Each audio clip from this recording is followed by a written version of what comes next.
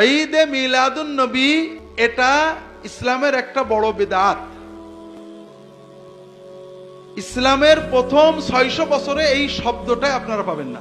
আজকে আমি জামে মসজিদে যেহেতু আলোচনা করেছি, এখানে বিস্তারিত বলবো না।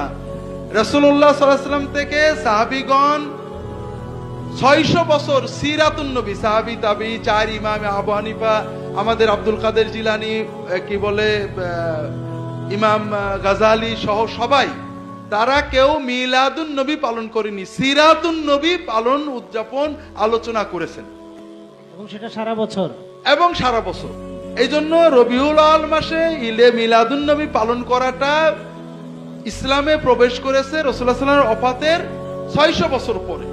তবে রাসূলুল্লাহ সাল্লাল্লাহু আলাইহি ওয়াসাল্লামের মিলাদ পালনের সুন্নত পদ্ধতি হলো মিলাদ দিন না বার, সোমবার প্রতি সপ্তাহে। বছর ঘুরে আসলে আপনি একদিন নবীর আশেক হবেন, এটার দ্বারা ইসলামের কিছু হয় না। এটা ইহুদি খ্রিস্টানদের সিস্টেম, আমরা নিছি। আপনি প্রতি সপ্তাহে সুযোগ পেলে সোমবারের দিন রোজা রাখবেন। এটা হলো রাসূলুল্লাহ সাল্লাল্লাহু আলাইহি ওয়াসাল্লামের মিলাদ, জন্মে আমাদের শুকরিয়া, আনন্দ প্রকাশের সুন্নত পদ্ধতি। রাসূলুল্লাহ সাল্লাল্লাহু আলাইহি ওয়াসাল্লাম সোমবারে রোজা রাখতেন। সাহাবায়ে কেরাম প্রশ্ন করেন, ইয়া রাসূলুল্লাহ, আপনি সোমবারে কেন রোজা রাখেন? তিনি বলেন, আমি এই দিনে জন্মেছি এবং এই দিনে আমি নবুয়ত পেয়েছি।